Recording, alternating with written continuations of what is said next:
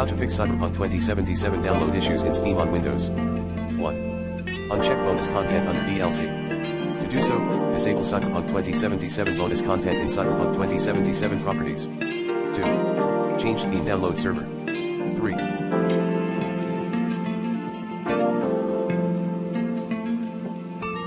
3. Set Steam's priority to hot. 4.